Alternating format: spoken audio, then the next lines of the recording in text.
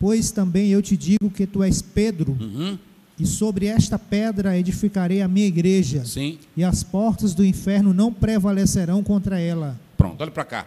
A Igreja Universal, que é a Igreja dos Santos, que nós não conhecemos, ela é formada por todos os santos, envolvendo todas as regiões geográficas, o mundo todo, ok? A igreja local é a igreja que tem membros da Igreja Universal, que vivem em uma determinada local ali, pronto. Ainda que seja numa casa, mas é igreja local. Se está se congregando numa salinha, é igreja. Se está se congregando num prédiozinho, é igreja. Paulo diz, a igreja que está em Corinto, a igreja que está em Filipos, isso é a igreja local.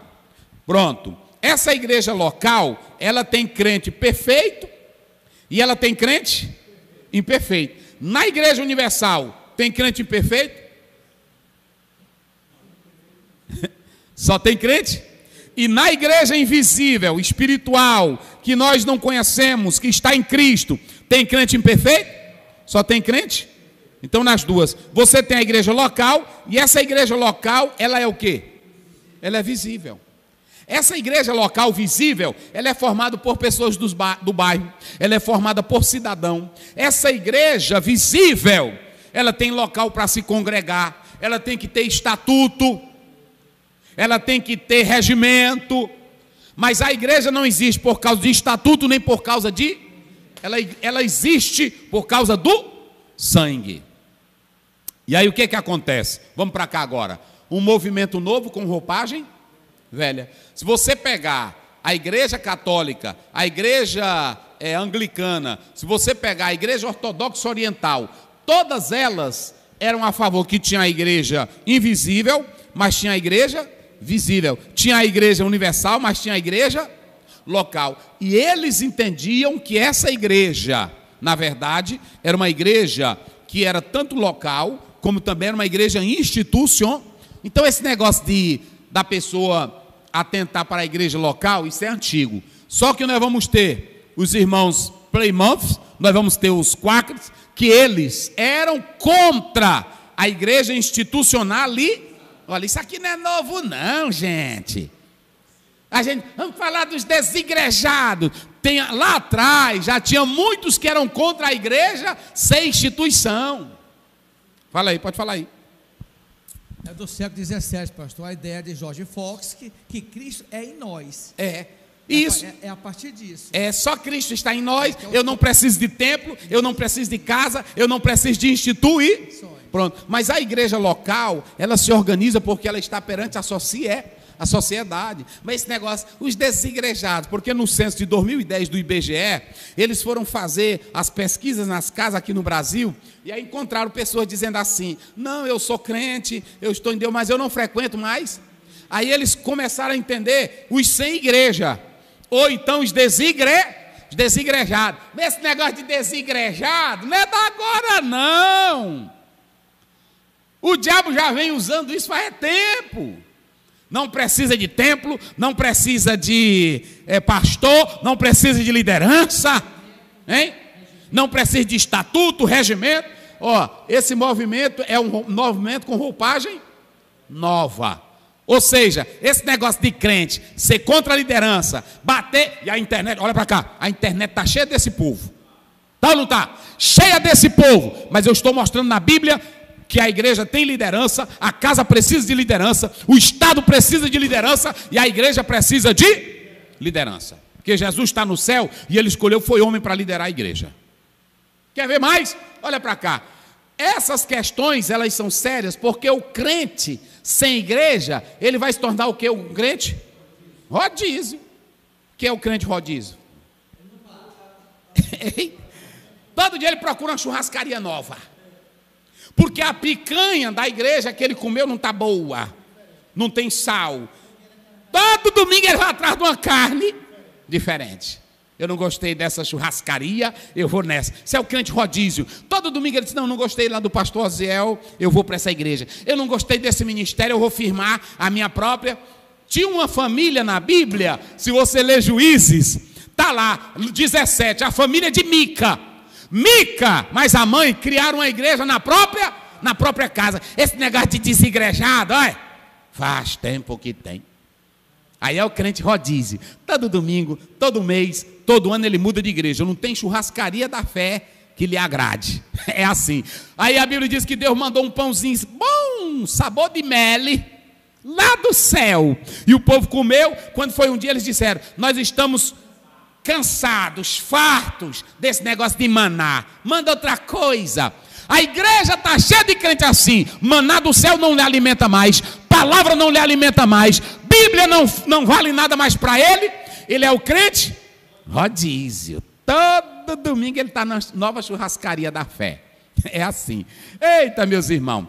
Eu tenho que entender que eu preciso fazer o quê? Crescer na fé. Amadurecer na fé e fazer o quê? Pronto, eu aceitei Jesus nessa igreja. Eu permaneço nessa igreja. Eu vou já falar isso aqui para nós correr aqui. Aí vamos lá. Eu coloquei aqui: não deixa a sua igreja. Tem igreja aí que está inchada, ela não cresceu. Ela só está cheia de crentes que vieram do rodízio. E olha para cá, pastor, olha para cá, eu tenho um recadinho de Deus para você. Não procure crentes de outra igreja. Não encha a sua igreja de crente rodízio. Ele não vai ficar na tua igreja.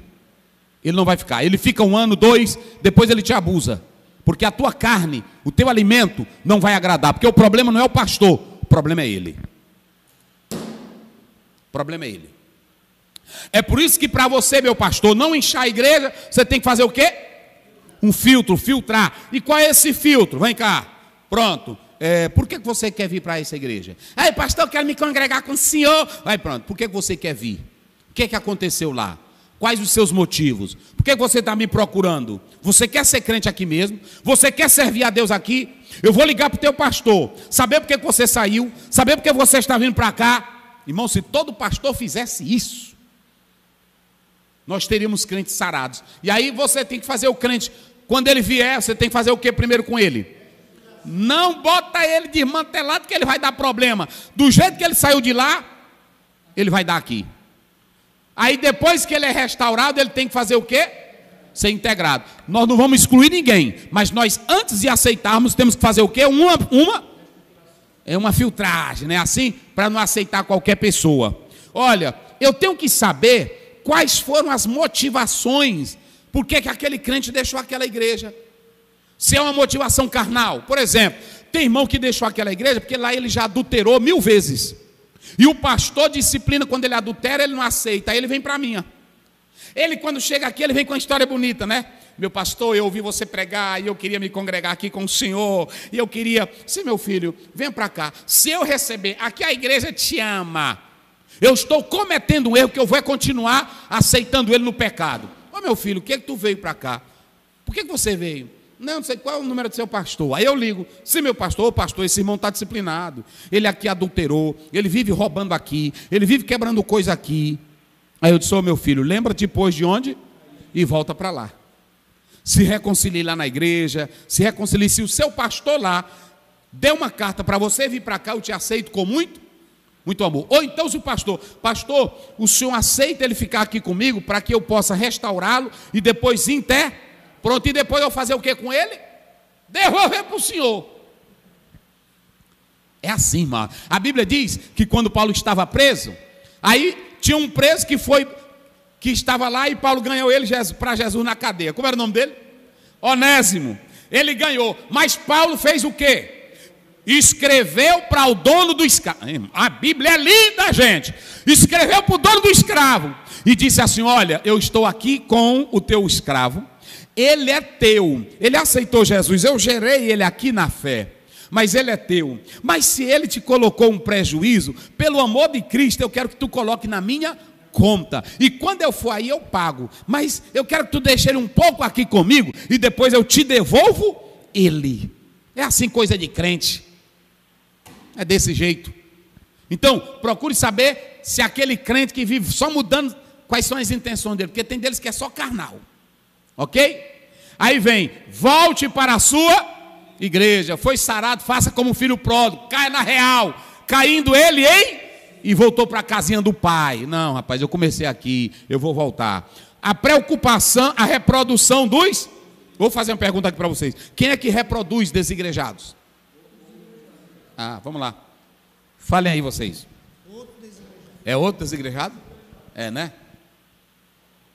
Por que tem muita gente saindo das igrejas? Por que tem muita gente abandonando a igreja? Ele não quer se converter dos seus pecados. É isso aqui que eu quero falar. Os desigrejados, a reprodução acontece tanto por eles como também pela liderança. Às vezes a liderança, ela não age correto. O líder abusa do poder que ele tem. O líder mexe no que é para ele não mexer. O líder anda adulterando. O líder anda se envolvendo com política, pegando dinheiro de A ou de B. O líder não prega evangelho. Aí aquelas pessoas também ficam decepcionadas e não querem mais ir parar. Não é só desigrejado que gera desigrejado, é líder também. Eu não posso só bater aqui nos desigrejados. Há muitos que abandonaram a igreja, estão errados, mas abandonaram a igreja por causa do seu líder. É por isso que eu tenho que observar, aquela igreja não tem padrão, não tem sinceridade, a família do pastor não é verdadeira, aí eles vão gerar mais, pronto. Pastor Ziel, e qual é o segredo para que eles não abandonem a minha igreja? Eu tenho aqui 6 segredos para você, para o senhor, meu querido pastor. E eles vão dizer bem forte. Vamos lá, qual é o primeiro? Exposição da palavra. Depois? Oração. Depois? Leitura da palavra. Depois? Capacitação de líderes. Depois? Investimento na EBD. Depois? Descentralização. Olha para cá, pastor. Tu queres que a tua igreja permaneça cheia? Pregue a palavra. Não fique enchendo o povo perguntando: o que vocês acharam do jogo do Flamengo? O que vocês acharam da quadrilha? Prega a palavra, rapaz. O que sustenta a igreja é a palavra. Bote o povo para... O que sustenta a igreja? Oração. O que o crente deve fazer para nunca desistir? E aí tem que haver o que? Capacita. Pega o professor da escola dominical, o diácono, pegue o líder, você mesmo, o senhor mesmo, pastor, se capacite, crescei invista na na escola dominical. Igreja que não gosta da escola bíblica, ela não se sustenta bem. E depois, seja um líder não centralizador. Bote todo crente para trabalhar. Não fique com medo de perder posição. Não fique com medo de não, se eu descentralizar, fulano vai mandar. Bote todo mundo para fazer a obra. Distribua tarefa. Aproveite os dons que a igreja tem. Não seja um centralizador. Tem pastor que quer dar a ceia, só ele não bota nenhum diácono. Ele ora pelo pão e ele mesmo vai servir os irmãos. Ele ora pelo vinho, depois ele mesmo vai servir. A Bíblia diz em Êxodo 18, tu vai morrer desse jeito. Descentraliza, bota a irmã para trabalhar, bota o irmão para trabalhar, distribua tarefa, use os dons da igreja, e aí vocês vão ver uma igreja cheia, porque a igreja que trabalha é a igreja que não dá trabalho. Então esse é o segredo, e se nós fizermos assim, seremos uma igreja abençoada em nome de Jesus. Vamos orar com o irmão Joanderson e o pastor.